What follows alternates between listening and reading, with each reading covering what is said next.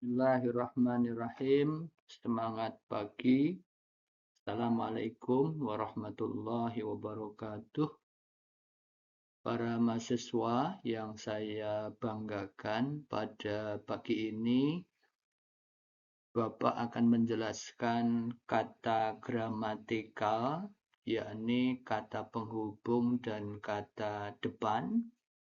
Dan salah satunya kita mengacu pada buku Tata Bahasa Baku Bahasa Indonesia yang diterbitkan pada tahun 2010. Minggu lalu kita telah membicarakan kata leksikal. Kata leksikal mencakup kata benda, kata sifat, kata kerja, dan kata keterangan. Kita perlu pahami bahwa kata leksikal itu lebih berorientasi pada makna kata seperti yang tercantum di kamus. Berbeda dengan kata gramatikal itu lebih berorientasi pada perannya menghubungkan dengan satuan bahasa yang lain.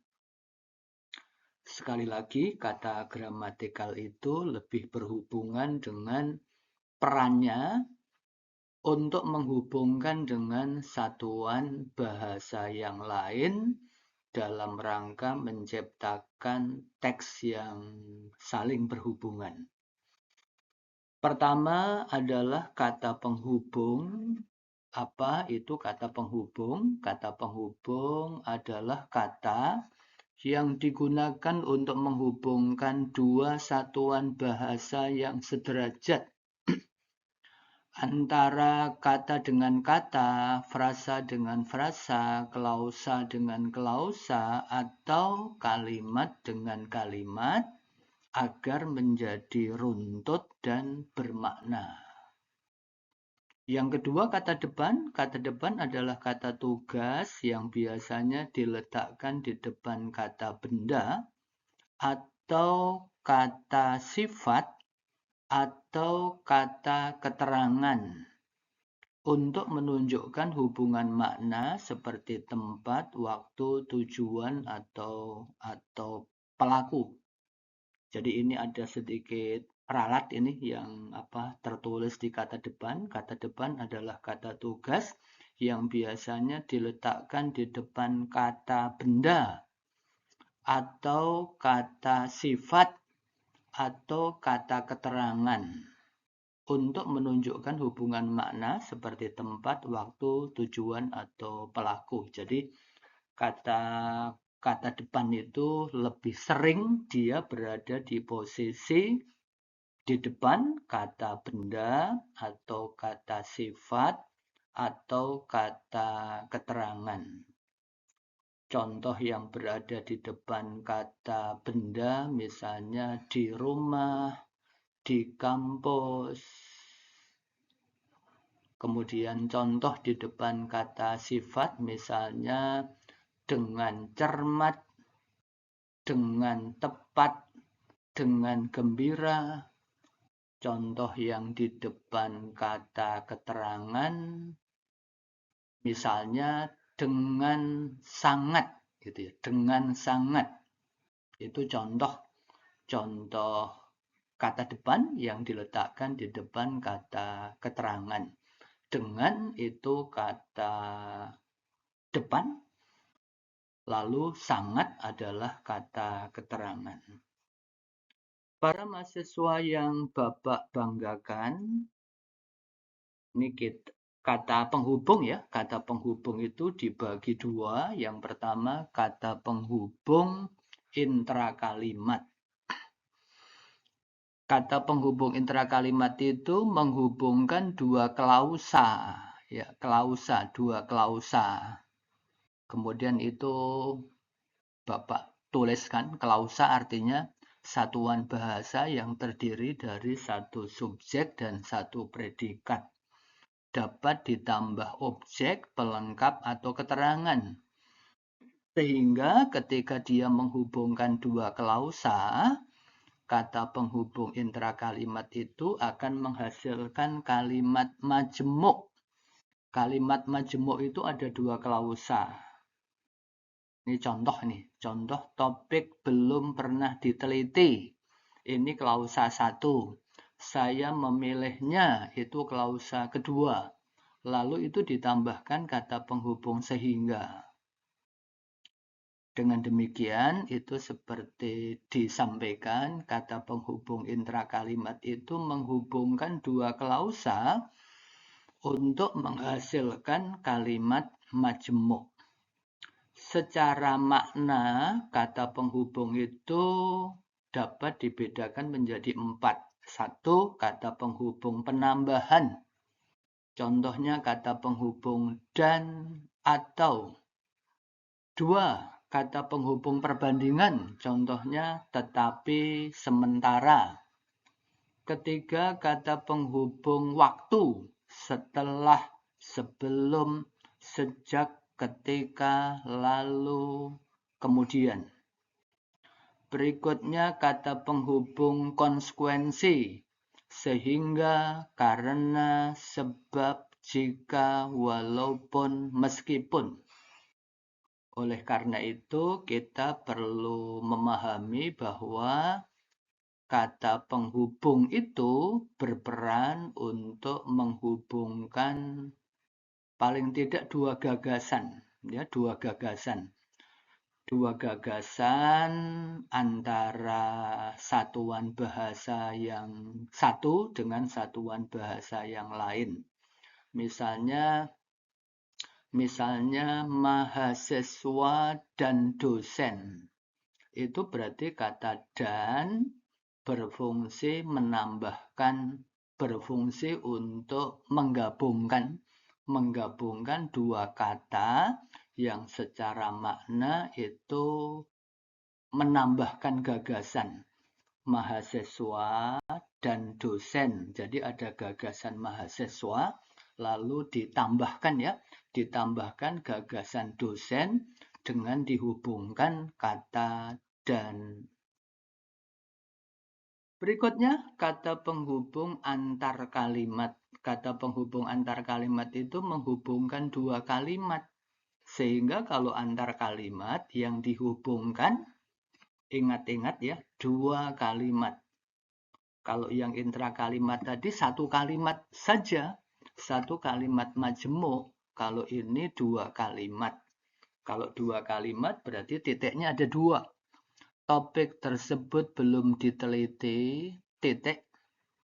Oleh karena itu kata penghubung antar kalimat, saya memilihnya. Ini kalimat kedua ya, oleh karena itu saya memilihnya.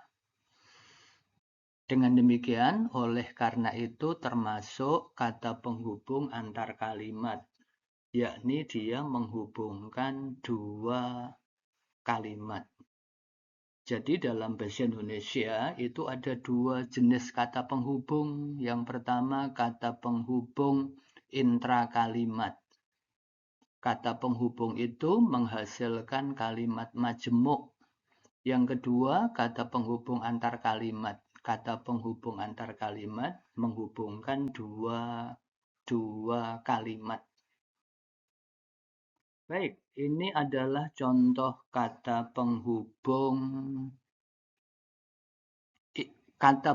antar kalimat ya, kata penghubung antar kalimat yang sifatnya menambahkan. Ini contohnya selain itu, di samping itu menambahkan. Jadi kata penghubung ini sifatnya adalah menambahkan gagasan dan konteksnya dua kalimat. Yang kedua, kata penghubung yang menyatakan kontras atau perbandingan. Contohnya akan tetapi, sebaliknya, sementara itu, di sisi lain. Itu sifatnya adalah membandingkan atau mengontraskan. Ketiga, kata penghubung yang berhubungan dengan urutan ya. Pertama, kedua, selanjutnya, berikutnya. Itu adalah kata penghubung antar kalimat yang menunjukkan urutan, ada kaitan dengan waktu. Pertama, pembukaan. Kedua, sambutan Direktur Politeknik Negeri Jakarta. Ketiga, sambutan Ketua Panitia. Yang keempat, para mahasiswa, kata penghubung yang menyatakan akibat. Ini contohnya akibatnya. Dia kurang hati-hati. Titik. Akibatnya dia terjatuh. Tuh. Yang kedua, dia kurang hati-hati. Titik. Sebagai akibat, as a result, gitu ya, as a result, sebagai akibat dia terjatuh. Para mahasiswa yang saya banggakan, yang terakhir kita mau pelajari kata depan. Kata depan ya, preposition. Preposisi adalah kata tugas yang biasanya diletakkan di depan kata benda. Tadi sudah dijelaskan di depan ya. Di depan kata benda, kata sifat atau kata keterangan untuk menunjukkan hubungan makna seperti tempat, waktu, tujuan, atau pelaku. Ini kata depan nih ya, kata depan. Ada yang tunggal, ada yang gabungan. Di, pada, tanpa, bersama, selama, antara titik-titik dengan titik-titik, sejak titik-titik sampai titik-titik, daripada, tanpa, oleh, demi, untuk, dengan. Ini contoh kalimatnya. Kucing itu tidur di bawah meja. Kucing itu tidur di bawah meja. Ia mengerjakan tugas di laptop. Kita akan bertemu pada Senin. Kita akan bertemu pada Senin. Jadi ini harinya sebetulnya tidak harus ada. Bisa pula kita menyatakan kita akan bertemu pada Senin. Senin ini kita akan membicarakan kata penghubung. Jadi maksudnya karena Senin itu sudah pasti hari, sehingga hari ya, kata hari tidak harus disebutkan, tidak harus ditulis. Anda nanti bisa pelajari lebih lanjut ini penggunaan kata depan. Bapak udah contohkan ini. Nanti silahkan dipelajari lebih lanjut. Nih berikutnya ini misalnya kata depan dengan. Potonglah kue itu dengan pisau ini. Contoh lainnya misalnya silahkan dianalisis dengan analisis kualitatif. Dengan analisis kualitatif. Hadiah ini untuk adik perempuan saya. Skripsi ini dipersembahkan untuk kedua orang tua. Ya, skripsi ini dipersembahkan untuk kedua orang tua. Demi masa depan, ya, demi masa depan kita harus belajar dengan sungguh-sungguh. Demi kata depan, ya. Demi itu kata depan, masa depan ini frasa. Frasa kata benda ini, masa depan ini frasa kata benda.